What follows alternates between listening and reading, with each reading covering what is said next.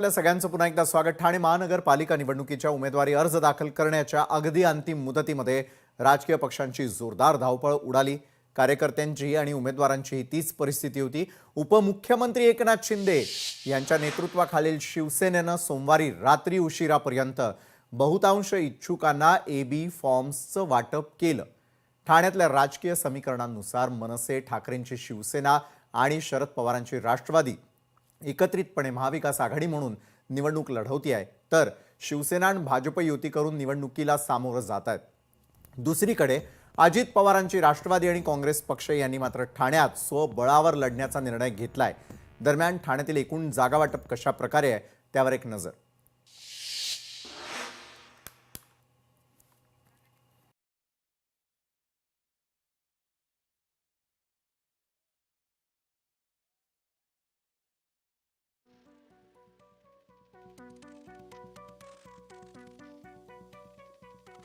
जागा वाटप आपण पाहतोय।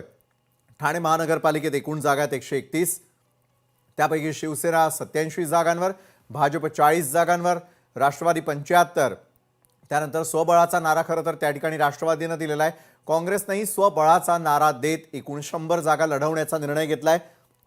शिवसेना 53, 34 जागांवर मनसे आणि 36 जागांवरती राष्ट्रवादी काँग्रेस शरदचंद्र पवारांची। अशा प्रकारे 131 जागांसाठी ठाणे महानगरपालिकेतील जागा वाटप आपण यावेळेला पाहतोय।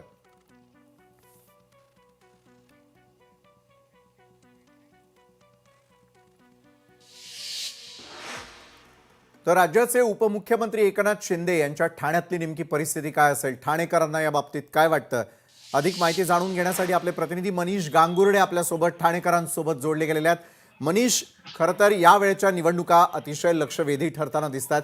ज्या प्रकारची राजकीय गणितं नव्हती तशा प्रकारची राजकीय गणितं आणण्याचा प्रयत्न सगळ्याच राजकीय पक्षांकडून केला जातोय। एका बाजूला ठाणे हा शिंदेंचा बालेकिल्ला म्हणून, शिवसेनेचा बालेकिल्ला म्हणून ओळखला जातो, मात्र स्वबळाचा नारा त्या ठिकाणी काँग्रेस आणि राष्ट्रवादी देत असल्याचं पाहायला मिळतंय। एकंदरीतच ही गणितं सर्वसामान्य नागरिकांच्या आकलना पलीकडची आहेत, कारण काही ठिकाणी महायुती, काही ठिकाणी महाविकास आघाडी, काही ठिकाणी स्वबळाचा नारा। नेमकं राजकारण्यांचं सुरू आहे काय, याकडे सर्वसामान्य ठाणेकर मतदार कशा प्रकारे पाहतात। अनेक कार्यकर्ते किंवा अनेक उमेदवार तुमच्याबरोबर असतील ज्यांना आज नाराजी पत्करावी लागली असेल, कारण त्यांना एबी फॉर्मच मिळाला नाही आणि गेल्या कित्येक वर्षांच्या मेहनतीवरती पाणी फिरलेलं आहे। मनीष, विशाल सर, आपण जर बघितलं तर ठाणे महानगरपालिकेच्या निवडणुकीच्या या रणधुमाळीमध्ये खास करून प्रत्येक राजकीय पक्षाने आम्ही ही निवडणूक कार्यकर्त्यांना संधी देणार असं म्हटलं होतं, पण मात्र आपण आज दुपारी 1 वाजेपर्यंत जरी बघितलं तर बऱ्याच कार्यकर्ते जे आहेत, युवा कार्यकर्ते आहेत, त्यांचे पत्ते मात्र या निवडणुकीच्या काळामध्ये कापले गेलेत आणि त्यामुळेच कुठेतरी आता या निवडणुकीकडे कशा पद्धतीने ठाणेकर बघतायत, कशा पद्धतीने ते या निवडणुकीला सामोरं जाणार आहे आणि आपण याच गोष्टींवरती सर्वसामान्य जे ठाणेकर त्यांच्याशी जाणून घेणार आहोत। नक्की काय सांगाल, ठाण्याच्या या सर्व काँग्रेस असेल किंवा राष्ट्रवादी काँग्रेस असेल, त्यांनी स्वबळाचा नारा जरी दिला असला, युती असेल, महायुती असेल आणि महाविकास आघाडी असेल, कसं बघता तुम्ही या सगळ्या गोष्टींकडे?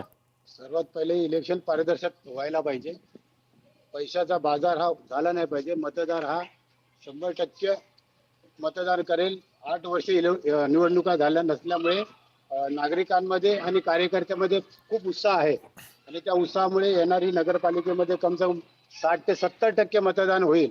त्यामुळे नागरिकांनी सज्ज असतील त्याने चांगला उमेदवार, सक्षम उमेदवार याला निवडून द्यावं ही माझी नागरिक म्हणून इच्छा आहे।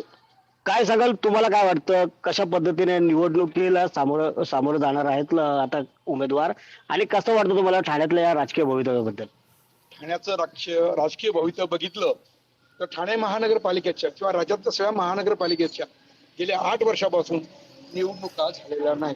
त्याच्यामुळे प्रशासक जे काम करेल ते कामात ही ठाणे महानगरपालिकेत स्वच्छता नाहीये, ट्रॅफिक फार मोठ्या प्रमाणात निर्माण झालेला आहे, कुठल्याही प्रकारच्या सुविधा नाहीत, कारण की इथे नगरसेवक नाहीये।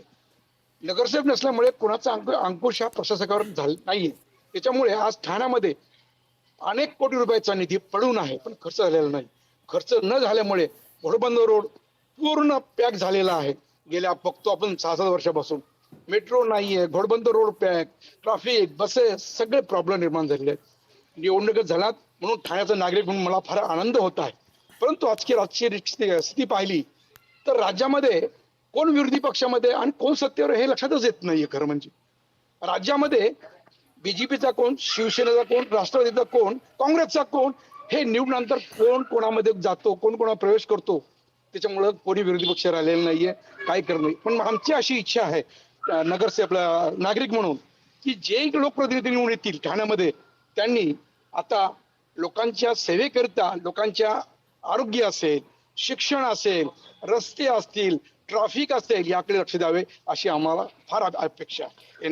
काय वाटतं तुम्हाला या सत्तेवरती, ठाणे महानगरपालिकेच्या सत्तेवरती कुठला पक्ष दावा ठोकू शकतो? सध्या तिकीट वाटप बघितलं आता तर कुठल्याही सच्च्या कार्यकर्त्याला तिकीट मिळालं नाही असं एकंदरीत वातावरण वाटतंय. कारण तिकीट वाटल्यानंतर आम्ही बातम्यामध्ये बघतो की अनेक लोक जे आहेत अक्षरशः धिंगाणा घालत आहेत तिथे राजकीय पक्ष लोक. कारण की जो कार्यकर्ता आहे त्याला तिकीट मिळत नाहीये, नको त्याला तिकीट मिळते, सत्तेचा गैरवापर होतो आणि त्याच्यामुळे काय होईल सांगता येत नाही. परंतु कोणीही निवडून आलं तरी कोण कोणत्या पक्षात जाईल आणि काय होईल काही सांगता येत नाही. आजची राजकीय स्थिती पाहिली आपल्या राज्याची तर कोण विरोधी पक्षात आहे, कोण सत्तेत आहे, कोण विरोधी पक्षात होतं काही येत नाही. मागच्या कार्यकाळात जो विरोधी पक्षात होता तो आज सत्तेत आहे आणि जो सत्तेत आहे तो पण सत्तेत आहे. म्हणजे विरोधी पक्ष नेस्तनाबूत केलेला आहे. दादा काय सांगाल, तुम्हाला काय वाटतं कुणाची सत्ता ठाण्यात येईल? दोघंही वेगवेगळे जरी लढत असले ठाकरे बंधूंकडे मोठ्या प्रमाणात लक्ष दिलं जातंय, काय वाटतं? यावेळेस या दोघांनी जरी युती केली असेल, ठाकरे बंधू वगैरे जे असतील तर त्यांचे आता एखाद्या यावेळेस काय पालट होऊ शकते. कारण नक्की कोण कोणाकडे आहे त्यांनी सांगितल्याप्रमाणे कोण कोणाकडे जाते, कोण कुठे येते, त्या अजूनही म्हणजे पब्लिकच अशी भ्रमात आहे की आता काय करायचं, कोणाला वोटिंग करायचं. आणि आता 7 वर्षापासून जवळजवळ हे निवडणूक हे नगरसेवक नाही, काही नाही, ते घराणे कोणाकडे न्यायचे हे सर्वसाधारण पब्लिकला अजून समजलेले नाही. नक्कीच आपण जर सर बघितलं तर ठाण्याचे जे प्रश्न आहेत ते अगदीच मूलभूत प्रश्न आहेत. त्याच्यावरती मुळात नगरसेवक नसल्यामुळे प्रशासनाच्या हाती असलेली महानगरपालिका आणि त्यामुळेच सत्तेमध्ये जरी भागीदारी आता कोण करणार हा जरी प्रश्न असला तरी मात्र एका बाजूला शिवसेना असेल ठाकरे गटाची, दुसऱ्या बाजूला शिंदेची शिवसेना असेल, भाजपा असेल आणि त्याचबरोबर काँग्रेस आणि राष्ट्रवादी काँग्रेस अजितदादा गट यांनी ज्या पद्धतीने स्वबळाचा नारा ठाण्यात दिल्याच्या नंतर जे चित्र आहे ते अगदी महत्वपूर्ण दिसणार आहे. कारण नेमकं कोणाच्या किती जागा येणार, जरी म्हणत असले की 100 पार करून महापौर आमचा बसणार, पण हा महापौर नेमका कोणाचा बसणार हे देखील आता पाहणं महत्वाचं ठरणार आहे. मनीष, ठाणेकरांशी तुम्ही बोलत असताना एक गोष्ट मला निश्चित लक्षात येताना दिसते की एका बाजूला राजकीय पक्ष हव्या त्या तडजोडी करून नको त्या उमेदवारांना देखील उमेदवारी देत असल्याचं स्पष्टपणे दिसतं. मात्र ज्यावेळेला सत्तेचं गणित जुळवायची वेळ येते त्यावेळेला सख्खे मित्र देखील वैरी होताना दिसतात. जो वैरी आहे तो मात्र सख्खा मित्र होताना दिसतो. हे आणखी किती वर्ष मतदारांनी आणि महाराष्ट्रातल्या जनतेनं सहन करायचं हा देखील एक मूळ प्रश्न आहे. वळूयात पुढे आपण नवी मुंबईकडे. नवी मुंबई